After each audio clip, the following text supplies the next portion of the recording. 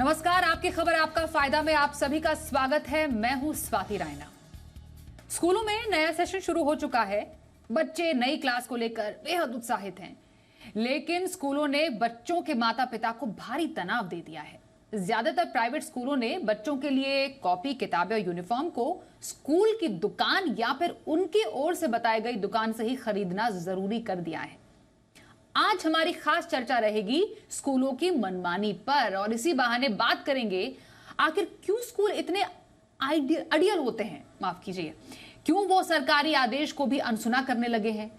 इस पर खास चर्चा हमारे खास मेहमानों से, लेकिन देखिए ये रिपोर्ट पहले।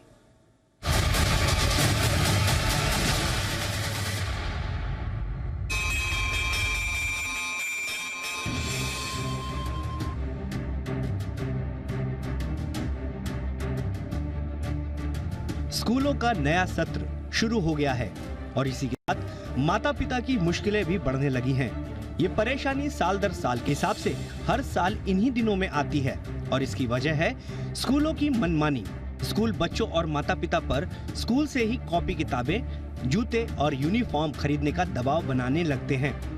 ये खर्चा भी कम नहीं होता, कुल मिलाकर 8 से 15 हजार का चूना लगता है। अगर यही कॉपी, किताबें और यूनिफॉर्म लोगों को बाहर खरीदने की छूट होती तो पेरेंट्स की 30 से 40% तक की बचत हो जाती। यही पैसा स्कूल संचालकों की जेब में जाता है। माता पिता को राहत देने के लिए सरकार ने सीबीएसई के स्कूलों में एनसीईआरटी की किताबें लागू की हैं। ये किताबें पहली क्लास से लेकर 12वीं तक बच्चों के लिए होती हैं। मगर निजी स्कूलों ने सरकार के आदेश से एनसीईआरटी की किताबों को तो लागू किया है, लेकिन साथ ही सभी विषयों पर अतिरिक्त किताबें थोपनी शुरू कर दी हैं। माता पिता की मजबूरी ये है कि इससे उनका खर्च दोहरा हो जाता है। एनसीईआरटी की किताबें खरीद तो लेते हैं, मगर स्कूल उन अतिरिक्त किताबों से पढ़ाते हैं जो उन्होंने खरीदवाई होती हैं। एनसीईआरटी की किताबें सस्ती होती हैं, ये आमतौर पे 50 रुपए से 100 रुपए के बीच होती हैं, मगर उन्हीं विषयों पर लिखी निजी पब्लिशर्स की किताबें 300 से 500 रुपए की होती हैं। आईसीएसई बोर्ड में तो और अंधेरगर्दी है, वहाँ तो एनसीईआरटी जैसी संस्था भी नहीं है। अगर स्कूल निजी पब्लिशर्स की किताबें बाहर से खरीदने की छूट देते तो इससे भी लोगों को राहत मिलती। स्कूलों के लिए नए सत्र के साथ नया साल शुरू होता है। यही वक्त होता है जब वो फीस भी बढ़ाते हैं, मगर इस बार स्कूलों ने सारी हदें पार कर दी हैं। फीस तो सभी ने बढ़ाए हैं, मगर कुछ स्कूलों ने 15 से 20% तक की बढ़ोतरी की है। दिल्ली से सटे नोएडा में लोगों ने सड़क पर उतरकर अपना विरोध जताया, मगर इसका कोई फायदा नहीं हुआ। स्कूल प्रशासन की कान में यूं भी नहीं रहेगा। अभिभावकों की परेशानी यही है कि वो बच्चों को एक स्कूल से निकालकर दूसरे स्कूल में नहीं डाल सकते। इससे बच्चे अपने दोस्तों से पूरी तरह कट जाते हैं।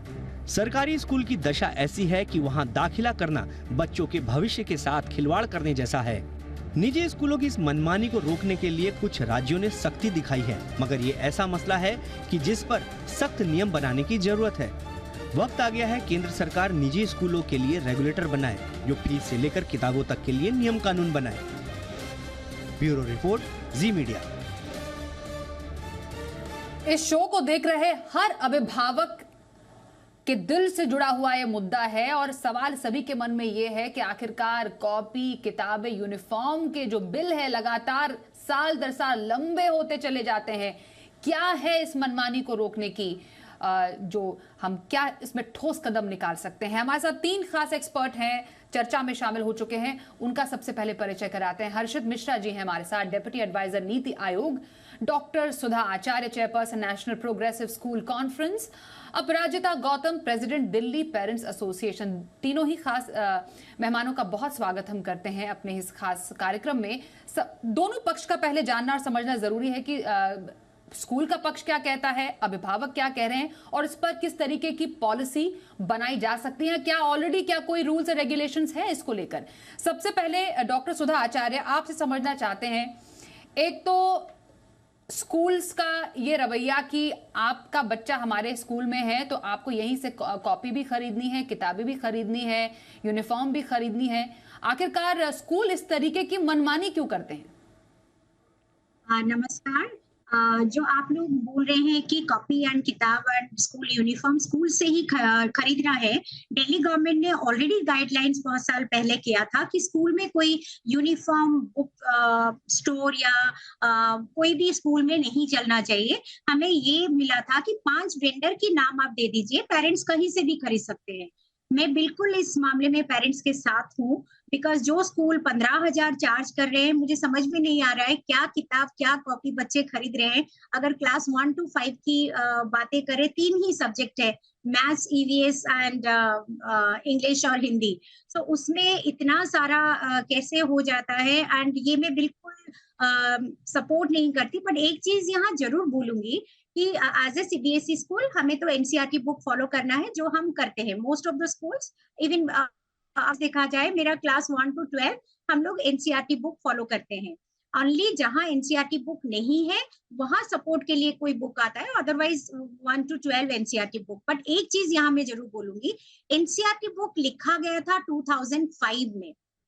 सो आप समझ सकते हैं कितना पुराना है। We are talking about new education policy, 21st century skills, census 2011 आ गया है, बहुत कुछ चेंज और बदलाव आ गए हैं। बट बच्चे जब वही 2005 की किताब पढ़ते हैं, हो सकता है कुछ स्कूल प्राइवेट पब्लिकेशन को रेफर कर रहे हैं जो बहुत हाईली प्राइस्ड है, तो इसलिए उनका बुक का सेट का प्राइस इतना ज्यादा जा रहा है।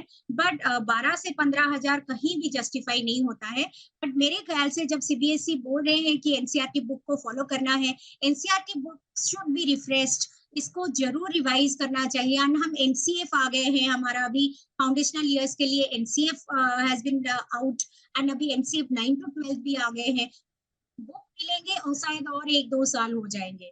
सो ये जो लेटेस्ट चीजों को बच्चों को हम डिलीवर करेंगे, टीचर्स को हैंड होल्डिंग चाहिए। सो उसके लिए शायद रेफरेंस बुक के लिए ये प्राइवेट पब्लिकेशन ले रहे हैं। अपग्रेडेशन, डॉक्टर सुधा आप कह रही हैं कि एनसीईआरटी की जो किताबें हैं वो एक तरीके से आउटडेट हो गई हैं और स्कूलों को प्राइवेट पब्लिकेशंस की किताबें भी उसमें शामिल करनी चाहिए। लेकिन दिक्कत तो यही पर आती है, एनसीईआरटी की जब किताबें होती हैं 1 से 12वीं तक, उनका बिल और निजी पब्लिशर्स की किताबों का बिल जमीन आसमान का फर्क है। एनसीईआरटी की किताबें जो हैं 50 से 100 रुपए के बीच आ जाती हैं। अगर उसी से बिल बनता तो क्या ही कहने थे। निजी पब्लिशर्स की किताबें 300 से 500 रुपए और उससे ऊपर तो किसी की कम नहीं है। अपराजिता, मतलब नर्सरी के बच्चा जो है या केजी का जो बच्चा है, उसका जो किताबों का बिल है सिर्फ, और किताबें जो स्टेशनरी हैं, और उस पर से जीएसटी भी लगता है अलग 18% तक का, वो बिल 5,000 का बनता है। अब आप खुद सोचिए, ये तो 15,000 तक जाता है जब 12वीं तक बच्चा जाता है, जिसमें और भी कॉम्प्लेक्स किताबें जुड़ जाती हैं।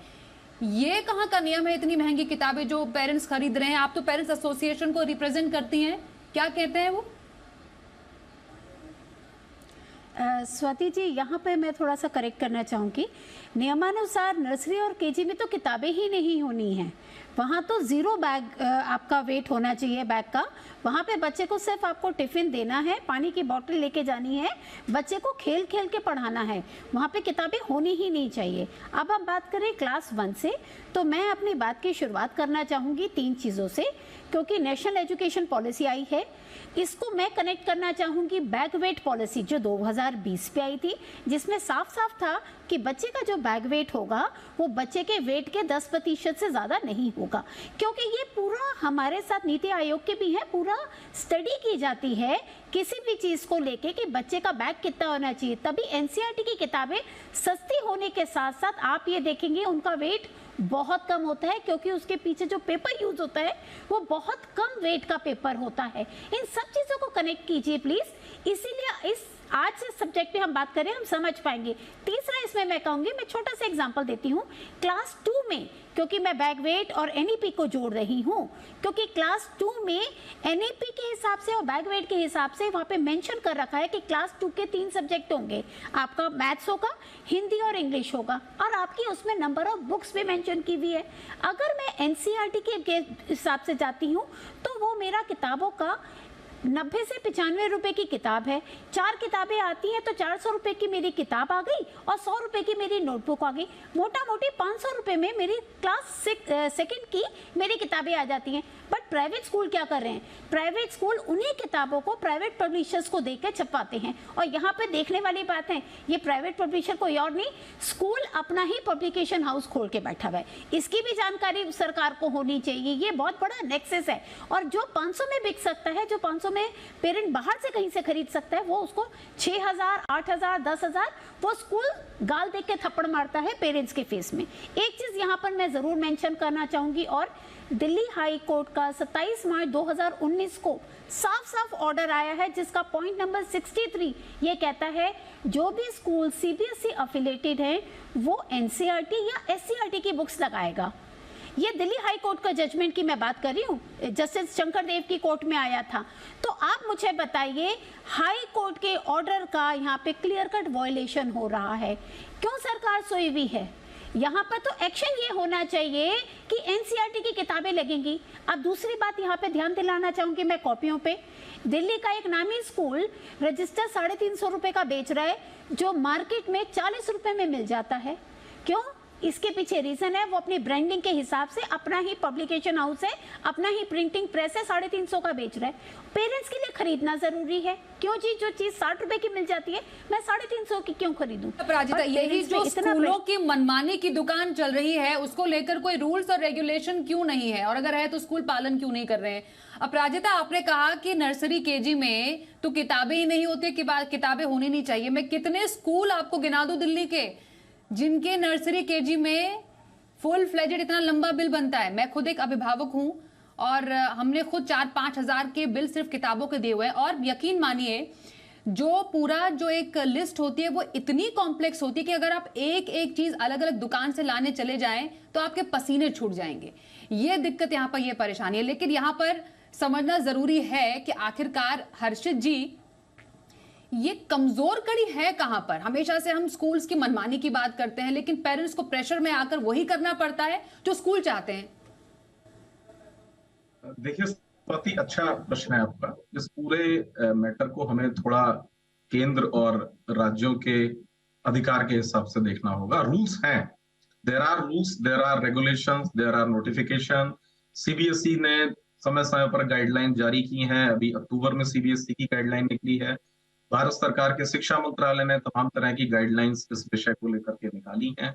राइट टू एजुकेशन एक्ट भी ये स्पष्ट करता है कि विद्यालय प्रेमाइस में, स्कूल कॉम्प्लेक्स में किसी भी तरह की कॉमर्शियल एक्टिविटी चलाना इज कंप्लीटली प्रोहिबिटेड, बिल्कुल नहीं हो सकता। लेकिन इसमें यह है, हमें समझना होगा कि education is a concurrent list, समवर्ती सूची का विषय है।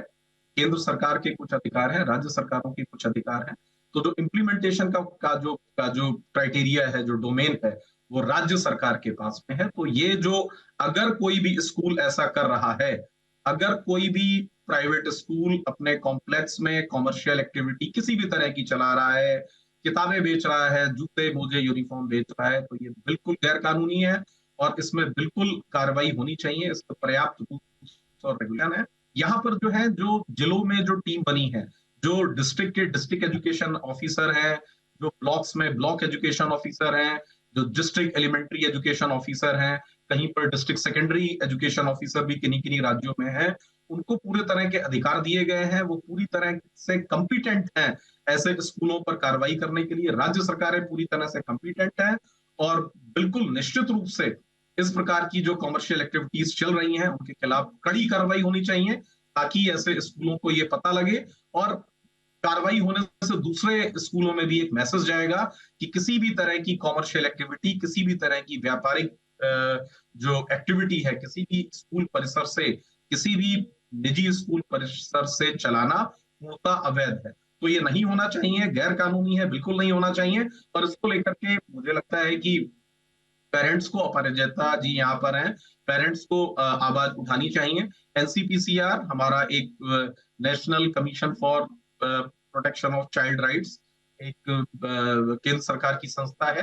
राज्यों में एससीपीसीआर भी खुले हुए हैं। इसके अलावा कई सारी और भी बॉडीज हैं। हर राज्य में राज्य का अपना एक इम्प्लीमेंटेशन, स्कूल इम्प्लीमेंटेशन कमेटी होती है जो समग्र शिक्षा में काम करती है। राइट टू एजुकेशन एक्ट के इम्प्लीमेंटेशन की भी कमिटीज बनी हुई हैं, they all have been empowered, वो सारी कॉम्पिटेंट हैं। और इसी तरह और इसीलिए हम देखते हैं कि तमाम सारे राज्यों में जहां पर जागरूकता के साथ कदम उठाए गए हैं, वहां पर स्कूलों के खिलाफ कार्रवाइयां भी की गई। सर, आपने कई संस्थान गिनाए, बात तो यह है कि एम्पावर्ड बॉडीज बहुत सारी हैं, लेकिन उसका कोई इम्पैक्ट स्कूलों की मनमानी पर अभी फिलहाल ग्राउंड लेवल पर हमें दिखता हुआ नजर नहीं आ रहा। फिलहाल कम से कम 2023 तक तो हमें एक मोटा मोटी नजर नहीं आ रहा है। मैं अभी डॉक्टर सुधा के पास जाऊंगी। डॉक्टर सुधा, आपने जैसे बताया कि क्लियरली दिल्ली में खासतौर पर स्कूल्स को क्लियर इंडिकेशन है सरकार की तरफ से, आपको 5 वेंडर बताने होंगे, ये बाकायदा सर्कुलर आता है कि आप 5 वेंडर बताइए और वहां से आप किताबें ले सकते हैं, जरूरी नहीं आप स्कूल से लेंगे। अब उन 5, अब जब आप प्राइवेट आप किताबें भी लेते हैं तो उसका जो एक कट है वो तो स्कूलों को भी जाता है। मतलब क्या फायदा हुआ आपका कि आप प्राइवेट वेंडर से भी ले रहे हैं, आप महंगी भी किताबें ले रहे हैं और आप ठग भी लिए गए कि हमने कम से कम स्कूल से तो नहीं ली, लेकिन ऐसे वेंडर से ले ली जो आपसे एक्स्ट्रा पैसे भी ले रहे हैं। हम लोग वेबसाइट में भी अपनी बुक लिस्ट को पूरा अनाउंस करके रखते हैं कि हम लोग खाली एनसीईआरटी बुक फॉलो कर रहे हैं, हमें कोई जरूरत नहीं है प्राइवेट पब्लिकेशन के पास जाने के लिए। जैसे अपराजिता मैम अभी बता रही थी कि क्लास 1 to 5 में अगर पेरेंट 5,000 10,000 बिल दे रहे हैं, उसका बिल्कुल जस्टिफिकेशन तो मेरे पास नहीं है, क्योंकि जस्ट 3 सब्जेक्ट के लिए इतना सारा कहाँ से। And we should not force parents कि आप हमसे ही कॉपी खरीदिए, हमसे ही प्रिंटेड कॉपी, हमसे ही। एंड बहुत सारे स्कूल्स है, प्राइवेट स्कूल में यहाँ जरूर मेंशन करूंगी, जो अपना पब्लिकेशन लेके आते हैं। बहुत सारे स्कूल है जिनका अपना किताब है नर्सरी से क्लास 8 तक, तो वो पेरेंट्स फिर खरीदना पड़ता है उनको वो बुक, क्योंकि वो एनसीईआरटी फॉलो ही नहीं करते एंड वो किताब बहुत महंगा होता है। सो वो तो मैं आज chairperson of NPSC I would say that parents के बारे में सोचे। एंड सीबीएसई से तो प्रॉपर गाइडलाइन है एनसीईआरटी, बट अदर बोर्ड के लिए जैसे आईसीएसई आप बता रहे थे, वहां कोई भी रूल रेगुलेशन या कोई रेफर्ड बुक नहीं है। वहां पेरेंट्स और ज्यादा परेशान होते हैं विदाउट एनी रूल रेगुलेशन। हमारे लिए दिल्ली गवर्नमेंट का पूरा प्रॉपर सर्कुलर एंड गाइडलाइन है जो हम फॉलो करते ही हैं, एंड जो डिस्प्ले करना है हम डिस्प्ले करते ही हैं। बट ये मैं कभी भी जस्टिफाई नहीं करूंगी कि पेरेंट्स 12 से 15,000 बिल दे बुक के लिए। ये कोई क्वालिटी एजुकेशन हम बिल्कुल डिलीवर नहीं कर रहे हैं। एंड जो अपराजिता मैम बता रही थी, फाउंडेशनल ईयर में किताब की कोई जरूरत ही नहीं है। Generally we do concept mapping and activity, जादुई पिटारा, टॉय पेडागोजी, स्टोरी टेलिंग, उसके माध्यम से हम पढ़ाई करते हैं। सो उसमें इतना ज्यादा बुक का रोल नहीं है छोटे बच्चों के लिए, बट आगे ऊपर वाले क्लास के लिए एनसीईआरटी की बुक बहुत अच्छे हैं। बिल्कुल डॉक्टर सुधा, आप जो बता रही हैं कि स्कूलों को भी सेंसिटिव होने की जरूरत है कि कोई ऐसा तरीका बार बार पैसे ऐंठने का ना निकाले। बड़े बड़े नामी गिरामी स्कूल हैं, रेप्यूटेड स्कूल्स हैं जो इस तरीके की एक्टिविटीज में टोटली लिप्त हैं, कोई भी रूल्स रेगुलेशन उनके सामने तो काम ही नहीं करता है। पेरेंट्स के क्या राइट है और किस तरीके की पॉलिसी और रेगुलेशन अब होने की जरूरत है? कॉपी, किताबें, शूज, यूनिफॉर्म, आप इन सबको खरीदने की या तो हो सकता है तैयारी कर रहे होंगे या तो ऑलरेडी खरीद चुके होंगे, और लंबा चौड़ा बिल देखकर आपके भी पसीने छूट गए होंगे आखिरकार करे तो करे क्या। लेकिन आपको बताएं, इसको लेकर रेगुलेशन होना चाहिए कि नहीं होना चाहिए, कि स्कूल कितने हद तक अपनी मनमानी कर सकते हैं। हमारे साथ 3 खास एक्सपर्ट्स हैं और जिसमें अब अपराजिता जी के पास हम जाएंगे। अपराजिता जी, पेरेंट्स के राइट्स क्या है? ये कई जो पेरेंट्स हैं उन अभिभावकों को पता नहीं होते हैं और वो स्कूल के प्रेशर के आगे झुक जाते हैं, वो परेशान हो जाते हैं कि स्कूल ने जो बोल दिया वो एक फरमान है, उन्होंने एक सर्कुलर जारी कर दिया, एक पर्चा दे दिया, उसका पालन तो हमें करना ही पड़ेगा। लेकिन जो एक अभिभावक इस वक्त हमें देख रहे हैं, उन्हें ऐसी चीज को लेकर क्या राइट्स अपने मालूम होने चाहिए जिसको लेकर वो आगे सुनवाई तक कर सकते हैं और उस पर एक्शन भी हो सकता है स्कूल पर। स्वाति जी, इसमें मैं एक चीज़ कहना चाहूँगी, पेरेंट्स के राइट्स क्या है यहाँ पे हमारे देश में, कहने को तो बच्चों के राइट्स भी हैं बट कहीं पर उसका पालन नहीं हो रहा। जैसे हर्षित जी ने कहा है, नियम कानून बहुत सारे बने हुए हैं बट प्रॉब्लम ये है पेरेंट्स और बच्चों के राइट्स का हमेशा हर जगह पे वायलेशन हो रहा है। उसके पीछे जो पूरा सिस्टम है, क्योंकि ये समस्या केवल दिल्ली की नहीं है, पूरे देश में आप समस्या ये देखेंगे, उसके पीछे पूरा का पूरा करप्ट सिस्टम है। मैं जोर देके करप्ट सिस्टम इसलिए कहना चाहूँगी, जो शिक्षा अधिकारी हैं, जो जोन पे बात करें, डिस्ट्रिक्ट पे बात करें, उनके पास कंप्लेंट्स जाती हैं और ये कोई वो कंप्लेंट्स नहीं है जो खुद नहीं दे सकते थे। मैं एग्जाम्पल देती हूँ, दिल्ली सरकार ने बोला था अपनी वेबसाइट में कम से कम 5 वेंडर्स के नाम दीजिए। तो चेक एंड बैलेंस तो दिल्ली सरकार को बनाना चाहिए था ना। अधिकारी खाली बैठा हुआ है अपने ऑफिस में, अगर तो एक बार कंप्यूटर पे जाकर ले स्कूल का नाम डाल के देख सकता था कि इस स्कूल ने अपने 5 वेंडर मेंशन किए हैं नहीं किए हैं। ये तो कोई भी कर सकता है, ये तो क्लियर कट आपको दिख जाता। बट नहीं, ये अधिकारी तब तक हाथ पैर नहीं हिलाएंगे जब तक इनको कंप्लेंट नहीं आएगी, और कंप्लेंट पे भी तब तक काम नहीं होगा जब तक कहीं पर आंदोलन नहीं होगा, जब तक आप जैसे मीडिया उसको कवर नहीं करेगी, और जब तक आतिशी जी जैसे कल मीडिया में आके बोल रही 12 स्कूलों पे हम एक्शन लेंगे। 12 स्कूलों की लिस्ट कहाँ जारी की है? और क्या दिल्ली के 2000 स्कूलों में केवल 1200 स्कूल केवल 12 स्कूल वो बता रहे हैं? तो यहाँ पे हमें इसलिए डाउट है। आज आप एक स्कूल का नाम लीजिए, उसकी वेबसाइट ओपन कीजिए। एक चीज और मैं ध्यान दिलाना चाहूंगी, दिल्ली का एक नामी स्कूल है द्वारका में, मैं नाम भी लेना चाहूंगी, द इंडियन हाइट्स, 8-8 हजार की किताबें बेच रहा है, उसका अपने आप पब्लिकेशन हाउस है। आज ये शो चलना था, आज उसने तुरंत अपने वेबसाइट पे स्कूलों की बुक्स के वेंडर्स की लिस्ट डाल दी, पहले डाली और फिर डिलीट कर दी, और हो सकता है अभी शो चल रहा है अब फिर से वेंडर की लिस्ट डाल दी। बट आज जब इस बात को डिस्कस कर रहे हैं, मंथ का एंड हो चुका है, और सबसे बड़ी बात है 1 अप्रैल से सेशन शुरू हो चुका है, मतलब कारवां गुजर गया, सबको खरीद लिया गया, सारी किताबें बिक चुकी हैं। इसके बाद सरकार एक्शन पे आएगी। तो अभी जैसे नीति आयोग से हमारे जो हर्षित सर ने बोला कि आपने रेगुलेशन तो रूल सब बना लिए, लेकिन स्कूलों को ही अगर डर नहीं है, अपराजिता जी जैसा आप बता रही हैं, तो फिर तो इसका कोई निदान ही नहीं है। हर्षित जी, जैसे अभी कुछ समय पहले ही जैसे मनमानी होती है स्कूलों की भी, प्राइवेट स्कूलों की हम बात कर रहे हैं कि स्कूल फीस में बढ़ोतरी की, उसका पालन ना करने पर एक नामी गिरामी एक रेप्यूटेड स्कूल है, उसकी एक बहुत सारे जो ब्रांचेस में से एक ब्रांच को की मान्यता रद्द कर दी। बोला चलिए एक एग्जाम्पल सेट करने की कोशिश की। क्या इस तरीके से कड़ा एक्शन जब तक नहीं होगा तब तक शायद स्कूल अपनी मनमानी करने से रुकेंगे नहीं? मतलब इतनी सारी पॉलिसीज तो बन गई, लेकिन स्कूलों को डर नहीं है शायद। देखिए स्वाति जी, बिल्कुल सही है, पॉलिसी बनाना एक काम है और उसका इम्प्लीमेंटेशन, ऑन ग्राउंड इम्प्लीमेंटेशन एक दूसरा और बिल्कुल अलग काम है। तो पॉलिसी बनाने का काम भारत सरकार ने और राज्य सरकारों ने भी किया है, लेकिन जो फील्ड स्टाफ है, जो अधिकारी जिले में तैनात हैं, जो अधिकारी ब्लॉक्स में तैनात हैं, उनका काम है कि वो ये देखें कि पॉलिसी का ऑन ग्राउंड इम्प्लीमेंटेशन हो रहा है या नहीं। मुझे लग रहा है पूरा मामला रियल टाइम मॉनिटरिंग का है, रियल टाइम सुपरविजन का है।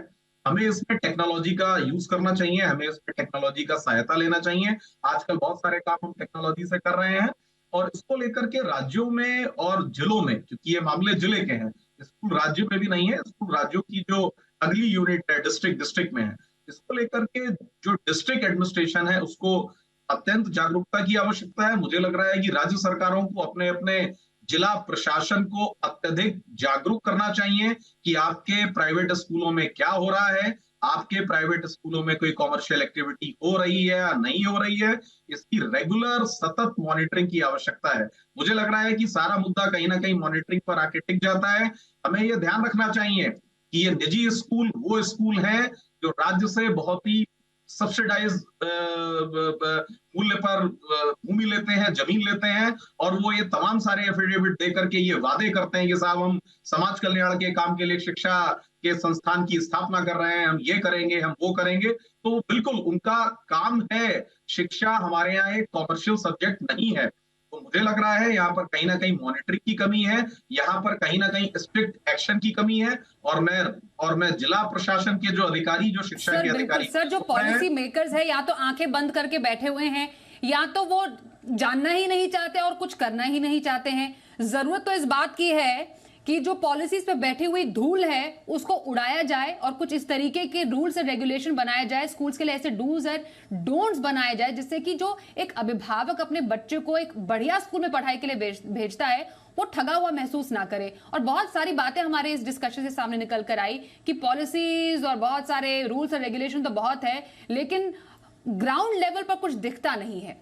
इस चर्चा में शामिल होने के लिए धन्यवाद करेंगे हर्षित मिश्रा जी आपका, साथ ही डॉक्टर सुधा आचार्य आपका, और अपराजिता गौतम जी आपका भी। उम्मीद करते हैं इस चर्चा से कुछ जो प्रशासन या फिर जो पॉलिसी मेकर्स इस वक्त हमें देख रहे हैं, जो स्कूल्स हमें देख रहे हैं, कुछ तो बदलाव आए, इसकी हमने कोशिश की है। धन्यवाद आप सभी का।